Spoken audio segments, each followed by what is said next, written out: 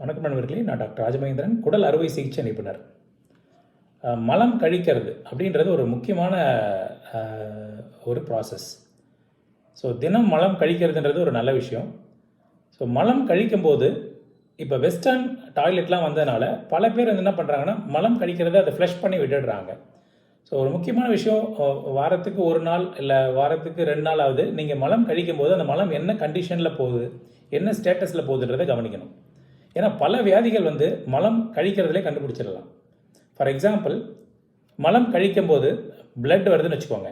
மோஷனோடு சேர்ந்து பிளட் வருதுன்னா பல காரணங்கள் இருக்குது. ரொம்ப காமனான காரணம் ஃபிஷர்னு சொல்லுவோம். ஸோ ஃபிஷர்னால் ஆசனவாயில் ஏற்படக்கூடிய சிறு காயம். மோஷன் டைட்டாக போகும்போது அதுலேருந்து வரக்கூடிய ப்ளீடிங், சும்மா சொட்டு சொட்டாக 1-2 ட்ராப்ஸ் வரும்.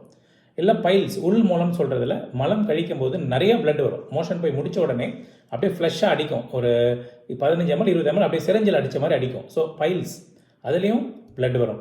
3வது காரணம் புற்றுநோய். ஸோ நிறைய வாட்டி நீங்கள் எடுத்த உடனே நமக்கு பிளட் வருதுன்னா புற்றுநோயாக இருக்குமோன்னு பயப்பட வேண்டாம். பட் மலம் கழிக்கும்போது ரத்தம் வரதுன்றது கண்டிப்பாக நீங்கள் மருத்துவரை பார்க்க வேண்டிய ஒரு முக்கியமான பிரச்சனை. ஏன்னா 90% இது பைல்ஸாவோ இல்லை ஃபிஷராகவோ தான் இருக்கலாம். ஒரு 5 to 10% வந்து கேன்சராக இருக்க வாய்ப்பு இருக்குது. ஸோ அதனால் மலம் கழிக்கும்போது கண்டிப்பாக நீங்கள் மலம் எப்படி இருக்குன்றதை பார்க்கணும். ஸோ இது ஒன்று பிளட் வர்றது. 2வது, சில பேருக்கு மலம் கழிக்கும்போது கருப்பாக வரும். நார்மலாக மஞ்சள் கலரில் வர வேண்டிய மலம் கருப்பாக வரும். ஸோ மலம் கருப்பாக வர்றதுன்றது என்னன்னு பார்த்தீங்கன்னா, உணவு குழாய் பாதையில் கொஞ்சம் கொஞ்சமாக எங்கேருந்தோ ப்ளீடிங் ஆகிறது தான் கருப்பாக வரும். ஸோ மலம் கருப்பாக வர்றது வந்து ஒரு அலார்மிங் சைன் அப்படின்னு சொல்லுவோம் நாங்கள். அதாவது மலம் கருப்பாக வருதுன்னா அந்த மலம் நம்ம டெஸ்ட் பண்ணணும். டெஸ்ட் பண்ணும்போது அதில் பிளட்டு கலந்து வருது அப்படின்னு சொன்னாங்கன்னா கண்டிப்பாக உணவு குழாய் பாதையில், உணவு குழாயிலையோ இறைப்பையிலையோ இல்லை சிறுகுடல் பகுதியிலையோ இல்லை மலக்குடல் பகுதியிலையோ எங்கேயோ ஒரு இடத்துல இருந்து ரத்தம் கசிஞ்சிட்டு இருக்குன்னு அர்த்தம். ஸோ இது ரொம்ப சீரியஸான விஷயம். ஸோ இந்த மாதிரி மலம் கழிக்கும் போது கருப்பாக மோஷன் வருதுன்னா நீங்கள் சீரியஸ் ஆகணும். இதில் ஒரு முக்கியமான விஷயம் என்னென்னா, மலம் கழிக்கும் போது கருப்பாக வருதுன்னா சில டேப்லெட்லேயும் வரலாம். அதனால் இதை நினச்சி நீங்கள் பயப்படவும் வேண்டாம். ஏன்னா அயன் டேப்லெட் சாப்பிட்டா மலம் கருப்பாக வரும்.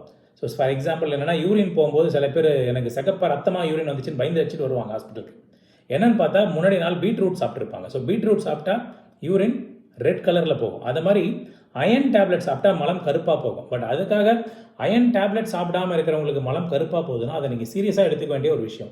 ஏன்னா உணவு குழாய் பகுதியில் ஏதோ ஒரு புண்ணோ இல்லை கட்டியோ இல்லை கேன்சரோ இல்லை பாலிப் ஏதோ ஒன்று இருந்தால் தான் அது கருப்பாக வரும். ஸோ இது 2வது. ஸோ மலம் கழிக்கும் போது ரத்தம் வர்றது எவாலுவேட் பண்ணணும். மலம் கழிக்கும் போது மஞ்சளாக வராமல் கருப்பாக வந்தாலும் எவாலுவேட் பண்ணணும். மலம் கழிக்கும் போது குழன்னு எண்ணெய் மாதிரி சில பேருக்கு வரும். அதாவது எண்ணெய் மாதிரி மிதக்கும், உள்ளே ஃப்ளஷ் பண்ணாலும் போகாது. ஸோ இந்த மாதிரி எண்ணெய் மாதிரி குழன்னு மிதந்துகிட்டே இருக்கிறது பார்த்தீங்கன்னா கணைய பிரச்சனையில் வரும்.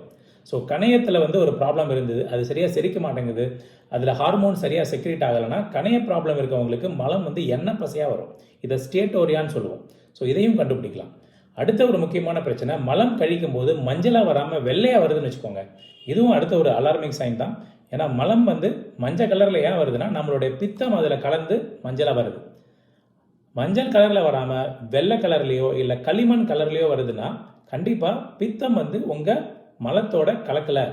அப்படின்னா பித்தம் வடியும் பாதையில் ஏதோ ஒரு அடைப்பு இருக்குன்னு அர்த்தம். ஸோ மலம் வெள்ளையாக வர்றது இல்லை கிரே கலரில் வர்றதுலாம் ஒரு சீரியஸான விஷயம். ஏதோ பித்தப்பை பாதையில் கல்லோ இல்லை வேறு ஏதோ அடைப்பு இருந்தால் மட்டும்தான் அந்த மாதிரி ஜாண்டிஸ் வந்து இந்த மாதிரி மலம் வந்து வெள்ளை கலரில் வரலாம். ஸோ இது ஒரு முக்கியமான விஷயம். ஸோ மலம் போகும்போது ஒரு நாளைக்கு 1-2 வரை வரைக்கும் நார்மல், 1-2 முறை வரைக்கும் போகிறது நார்மல். ஸோ ஒரு நாளைக்கு 3 முறை சில பேர் போவாங்க, பட் தப்பு கிடையாது. பட் 3 தாண்டி 4 வேளை 5 வேளை 6 வேளை போகிறாங்கன்னா கண்டிப்பாக அதுவும் எவாலுவேட் பண்ணணும். ஸோ அது போகிறது வந்து தண்ணியாக போகிறாங்களா இல்லை குழன்னு போதா இல்லை பச்சை கலரில் போதான்லாம் பார்க்கும்போது பல குடலில் வரக்கூடிய இன்ஃபெக்ஷன், இரிட்டபிள் பவல், அந்த மாதிரி பல காரணங்கள் இருக்குது.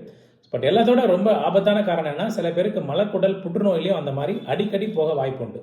ஸோ அதனால் மலக்குடல் பிரச்சனையில் மோஷன் லூஸாக போக வாய்ப்பு உண்டு. ஸோ அதை வந்து கண்டிப்பாக நீங்கள் எவாலுவேட் பண்ணணும். ஸோ இன்னொரு முக்கியமான பிரச்சனை என்னென்னா கான்ஸ்டிபேஷன். அதாவது மோஷனே 2 நாளைக்கு ஒரு வாட்டி 3 நாளைக்கு ஒரு வாட்டி வர்றது தான்.